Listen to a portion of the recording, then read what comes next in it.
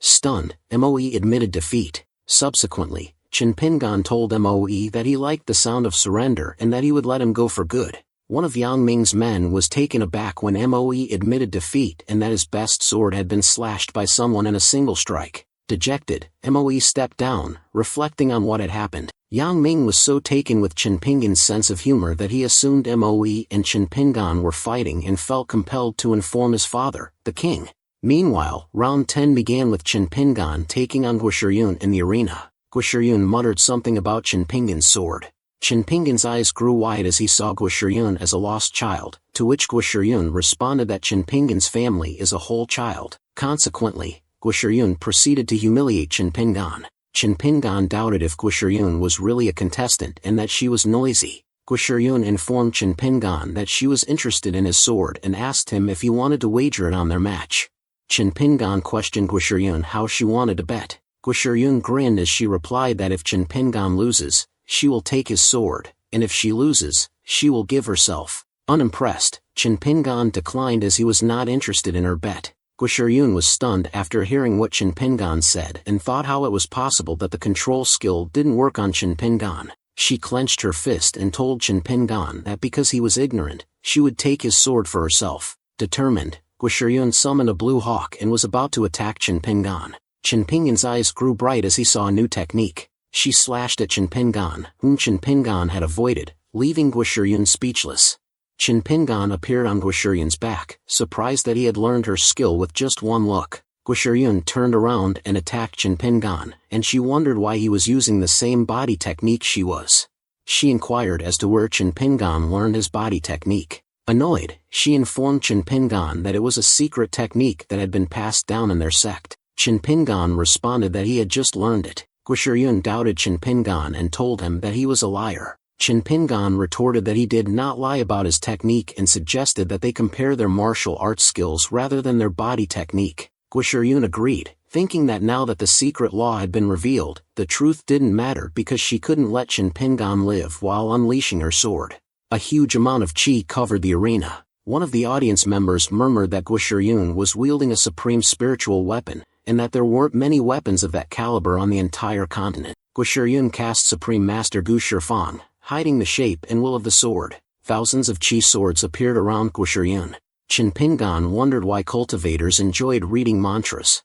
Intrigued, he attempted to imitate Gusher Yun's technique. Meanwhile, Gusher Yun explained to Chen Pingan that each sword she summoned represented a realm and that it was the most powerful martial art in their sect. Her eyes widened as she noticed Chen Pingan using the same technique as her. Perplexed, Chen Pingan wondered what Gusher Yun was saying. Gusher Yun, having no idea who Chen Pingan was, mumbled that she had never heard of a genius of that level in the immortal world, so she assumed he was not mortal. She held her sword and muttered that she thought she would defeat Chen Pingan that day. However, Gusher Yun detected the aura of the firebird and told Chen Pingan not to run away and wait for her to come back to resume their fight.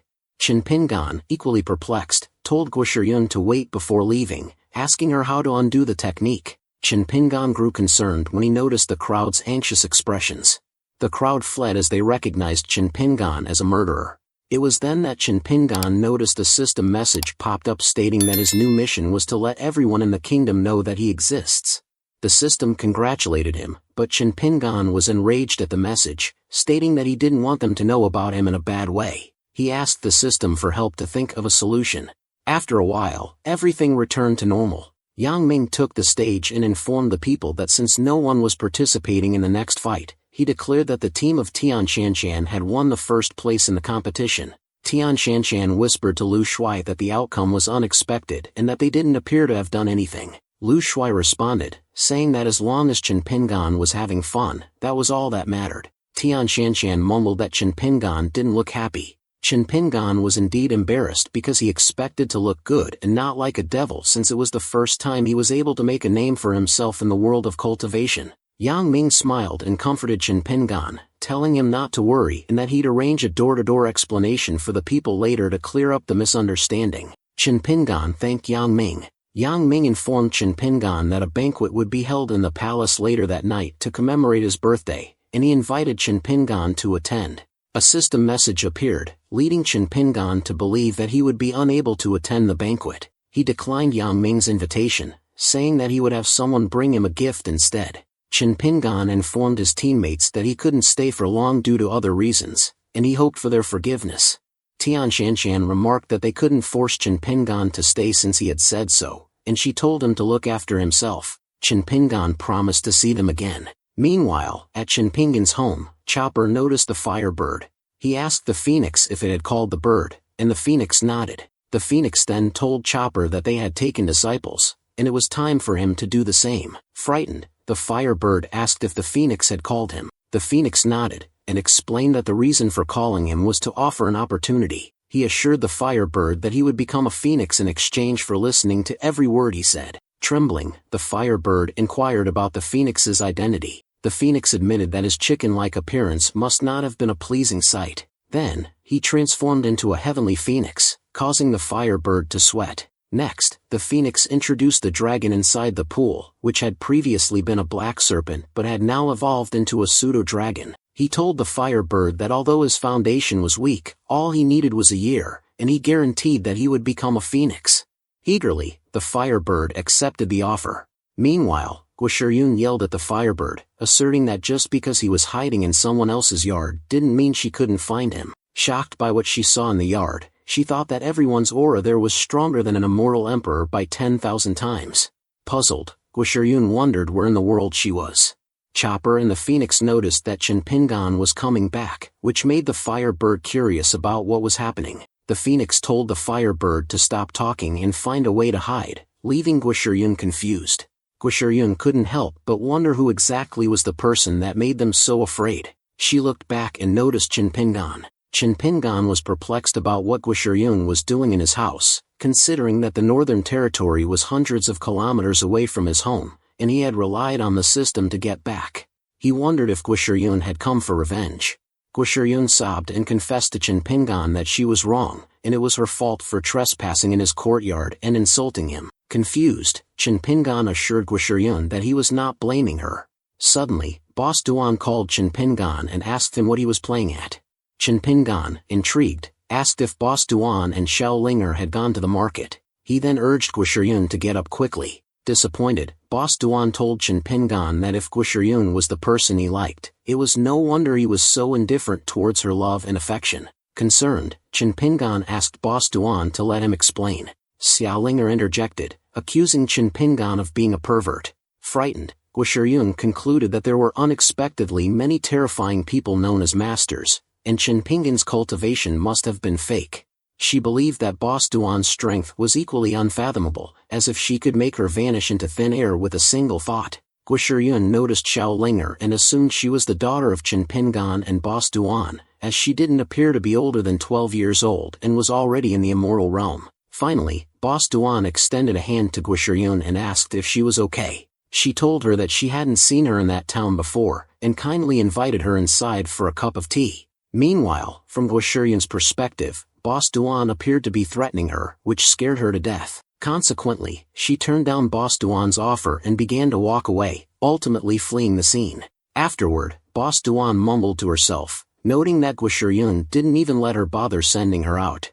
At this point, Chin Pingan intervened, telling Boss Duan that the situation wasn't what she thought it was.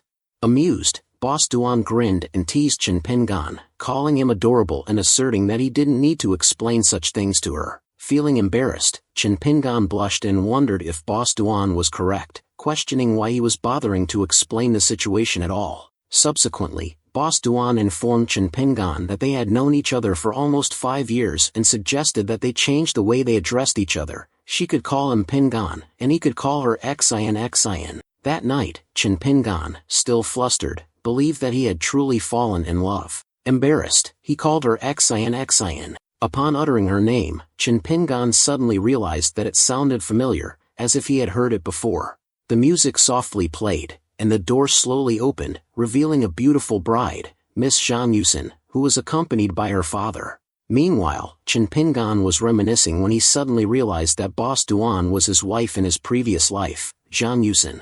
Upon seeing his surprise, Zhang Yusin paused time. She muttered that she didn't think changing her name would be enough to weaken the seal. Then, she apologized and told Chin Pingan that, due to the plan, She couldn't let him remember everything, so she had to seal his memories again and that he would have to wait a little longer.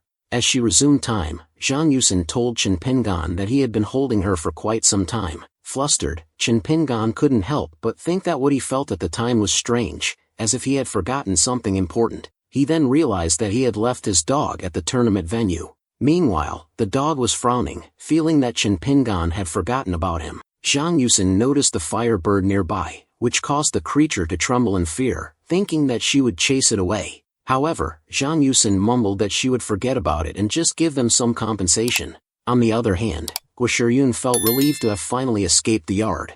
A system message appeared, which surprised her greatly. In the immortal realm, Yudonglai, the Yunji Sect elder, was enraged after learning that the firebird had gone missing and that it was important. Zhang Lini tried to calm him down, telling him not to be angry because he had just emerged from a closed-door cultivation, and she had already dispatched Gusher Yun to retrieve the firebird. She couldn't help but wonder why not only did Gusher Yun lose the firebird, but she also had to face the elder alone. Enraged, Yudonglai asked Zhang Lini why she was still there if Gusher Yun hadn't caught the firebird yet. Zhang Lini explained that she had been the only one managing the sect while he was in closed-door cultivation and that she was unable to leave the sect, which is why she sent Gusher Yun to retrieve the firebird. Yudonglai, holding a bat, told Zhang Lini not to give him excuses. He proceeded to scold her, saying that as Gusher Yun's master, her disciple's mistake was also hers. Anxious, Zhang Lini acknowledged that she knew how Yudonglai treated Gusher Yun as if she were his granddaughter, but she had also been taught by Yudonglai that he could not be biased. At that moment, Gusher Yun informed them of her return. Annoyed, Zhang Lini thought that Gusher Yun had returned just in time and that due to her playfulness, she had lost the firebird. Upon noticing Yudonglai, Gusher Yun happily hugged him, saying she had missed him and that he had been in closed-door cultivation for 10 years. Yudonglai responded that Gusher Yun had grown so much but remained as lovely as ever. Furious, Zhang Lini couldn't help but wonder why the elder was still so good to Gusher Yun, even though she was the one who had lost the firebird. Yudonglai then asked Gusher Yun if she had caught the firebird. Gusher Yun frowned, responding that she hadn't retrieved it and it appeared she wouldn't be able to get it back. Meanwhile, Zhang Lini became excited as she imagined the elder teaching Gusher Yun a lesson. At that moment, Yudonglai raised his bat and asked Gusher Yun to wait for a while as he intended to teach her master a lesson. Surprised, Zhang Lini was taken aback and wondered why he was targeting her. Quickly, Gusher Yun grabbed Yudonglai's clothes and asked him to calm down. She informed Yudonglai that, while she did not succeed in retrieving the firebird, she had gained a fantastic opportunity that would bring them one step closer to becoming dragons. Enraged, Zhang Lini told Yudonglai that Gusher Yun had become a liar and expressed concern about her future if he continued to spoil her. Yudonglai told Zhang Lini to shut up and let Gusher Yun speak. Gusher Yun went on to tell them that she chased the firebird into a mortal's courtyard, where she encountered many terrifying supreme beings, each with an aura stronger than an immortal emperor of the heavens. She added that the owner of the yard could destroy the immortal realm on a whim. Both Yudonglai and Zhang Lini were perplexed, and Zhang Lini murmured that Gusher Yun was clearly lying. Yudonglai warned Gusher Yun that lying was bad and that no one would believe her in the future. However, he directed his rage at Zhang Lini, which left her wondering why. Zhang Lini became enraged and told Gusher Yun to go confess her wrongdoing and ask for forgiveness, insisting that whatever she said wasn't true. However, Gusher Yun pouted as she denied lying, claiming that Chen Pingan had given her the law of heavenly technique as compensation. Perplexed, Yudonglai inquired if the heavenly technique was the one used by the immortal emperor. To which, Gusher Yun proudly agreed. Consequently, Yudonglai grabbed Gusher Yun and warned her not to lie or else he would have no reason to beat up her master, prompting Zhang Lini to comment on her ingratitude. Fuming, Zhang Lini assumed that Gusher Yun was using the heavenly overlord tactics as an excuse, believing the immortal emperor kneeling in Chen Pingan's courtyard was more likely than what Gusher Yun claimed. In response, Gusher Yun took out a book and asked Yudonglai to look. Surprised, Zhang Lini mumbled that Gusher Yun really had it. Skeptical, she thought it must be a fake, vowing to ram herself into the wall if proven wrong. Astonished, Yudonglai confirmed it was the heavenly overlord technique. Upon learning the truth, Zhang Lini rammed herself against the wall. Gusher Yun inquired as to what Zhang Lini was up to which Zhang Lini replied that she was fine, but her worldview had collapsed.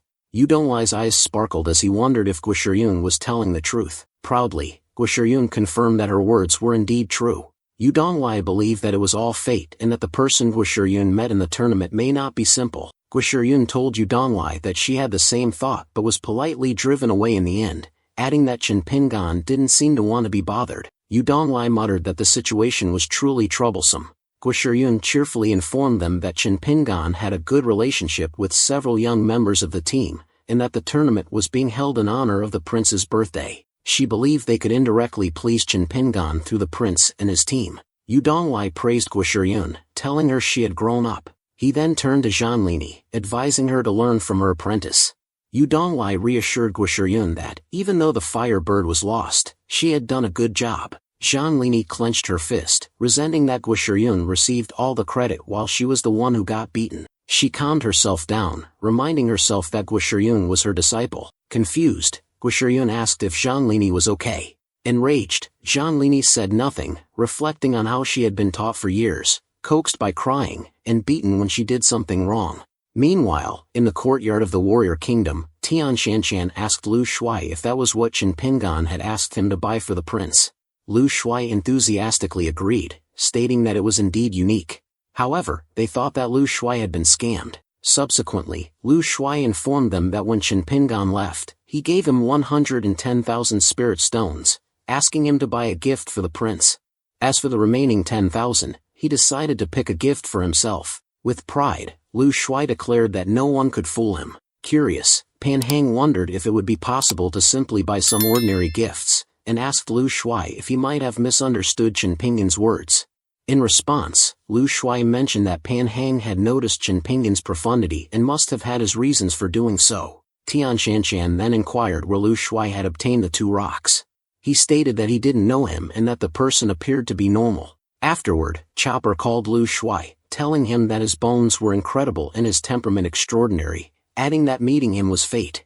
Lastly, Chopper informed Lu Shuai that he had acquired a significant treasure and would take a closer look at it. Tian Shanshan wondered if Lu Shuai would really give the rocks later on during the banquet. Lu Shuai responded, admitting that it did seem a little difficult. After all, he didn't know what the stones were for. Pan Hang retorted, reassuring Lu Shuai that he shouldn't be worried. Curious, Lu Shuai asked Pan Hang if he could tell what was special about the stones he had bought. Pan Hang answered that he didn't know. However, since Lu Shuai's family had prospered, nobody would mind what he gave to the prince. Worried, Lu Shuai mumbled that the only way to find out what it was would be during the banquet. After some time, people congratulated the prince on his birthday. Yang Ming told everyone to forget the formalities and do as they pleased. One of the palace servants took out a treasure sword and informed the prince that it was a gift from the prime minister's son. Additionally, the treasured spirit grass came from the alchemist union. Another gift from the state advisor's son was high-quality body armor. Lu Shuai began to sweat, panicking, and thought he was done. He wondered if he should just give his gift to the prince in private later. He noticed Yang Ming's gaze and decided to look away. Despite his worries, Lu Shuai decided to trust Chen Pingan. As they turned around, they noticed that a group of people emerged from the portal. Yang Ming was taken aback, thinking the chi levels of those 3 people were frightening. Lu Shuai, still sweating, recognized one of the immortals as the one who fought Chen Pingan. He wondered if they had come for vengeance. Yang Ming greeted the 3 seniors, introduced himself, and asked why they had come. Yu Donglai assured Yang Ming that there was no need for concern, as they were only visiting to attend the banquet and present him with a gift. Yang Ming was surprised and believed that Chen Pingan had sent them to attend his birthday. Gusher Yun inquired of Lu Shuai whether Chen Pingan would be present. Lu Shuai informed them that Chen Pingan would not be arriving, and that he had been asked to present the prince with a gift in his stead. Disappointed, Yu Donglai mumbled that it was a pity. However, they hadn't come just to see Chen Pingan. Yu Donglai then took out a present from his hand, a talent token that was extremely rare in the immortal world, and presented it as a gift to Yang Ming. Yu Donglai informed Yang Ming that, after a certain time, he would be able to reach an immortal body, and future breakthroughs would happen smoothly. Grateful, Yang Ming expressed his thanks to the senior. Yang Ming was taken aback when Lu Shuai presented Chen Pingan's gift. Lu Shuai informed Yang Ming that he had no idea what the stone was for and that the purchasing process had been strange. He told Yu Donglai that he believes the function of the stone can only be discovered when he offers the gift. Moreover, because he appeared just as he was about to give it, he reasoned that Yu Donglai might know the function of the stone. Yu Donglai murmured that Chen Pingan had predicted that he would go to the kingdom, that no one would recognize the rock, and that it would be useless. Subsequently, he informed them that it was a conversion stone and a material used to make the talent token he had just given them. Furthermore, based on its size, it should be able to make 3 pieces. Yu Donglai wondered what Chen Pingan's intentions were. Upon reflection, Yang Ming realized he already had a token stone, which he assumed Chen Pingan wanted him to give to his team. Consequently, he gave Tian Shanshan, Pan Hang, and Wang Dagui the 3 pieces of talent token. Tian Shanshan was hesitant to accept the gifts and informed Yang Ming that they were Chen Pingan's gift to him. Reassuringly, Yang Ming responded not to be worried as it was also what Chen Pingan wanted. Lu Shui presented a small stone to Yu Donglai and inquired as to its purpose. Surprised, he asked Lu Shui to be his disciple. Yu Donglai realized that not only had Lu Shui correctly predicted Chen Pingan's intention, but he had also been bestowed with an extremely rare and superior conversion stone. He believed that perhaps the hegemony technique wasn't given to them solely because of the fire bird. Subsequently, Lu Shui kneeled and greeted Yu Donglai as his master. Meanwhile, Chen Pingan awoke with the impression that he was not in Boss Duan's room. He was fuming, mumbling that he felt a sense of loss. Upon seeing Chen Pingan, Zhang Yusin grinned. Chen Pingan received a system message stating that breakout mission rewards had been settled, and the awarding of rewards would begin, while the next breakout point had opened. The system rewarded Chen Pingan with 1.5 major realms, allowing him to reach the 5th level of the nascent soul. Amazed, Chen Pingan mumbled that he had only completed 1 stage and immediately jumped to the 5th level of the nascent soul. He mused that if he completed 100, he would become more invincible and that he had unlocked new functions. The system then showed Diusi, which made Chen Pingan surprised. Annoyed, Chen Pingan threw the system and mumbled that it was broken. Following the system's instructions, Chen Pingan scrolled down, and a variety of rifle weapons appeared, along with a small bike. He imagined himself riding on his small motor, claiming that it would never get stuck in traffic. Cringing, he thought it was so weird. A system message popped up, stating that Chen Pingan had completed the first task and was given the choice to choose the method of acquiring the exchange points himself. Chen Pingan mumbled that he needed to think about it carefully. He considered that there were 3 intensities based on the level, and that the first 2 operations were the same, both of which were passive acquisition, and the third option required him to ask in person, and if the person responded positively, he would receive exchange points. Grinning, Chen Pingan realized that the third option had a loophole. He chose the third option. Upset, Zhang Yusin mumbled that she had already made it easy for Chen Pingan. She wondered why he had immediately eliminated the 2 correct answers. She believed that Chen Pingan might be doing it on purpose. The system stated that the method for obtaining an exchange point had been confirmed. After a while, Chen Pingan called Xiaolinger and asked her if she liked him with a creepy look. Cringing, Xiaolinger ran to Zhang Yusin and reported that something bad had happened, and Chen Pingan had slept until he became stupid.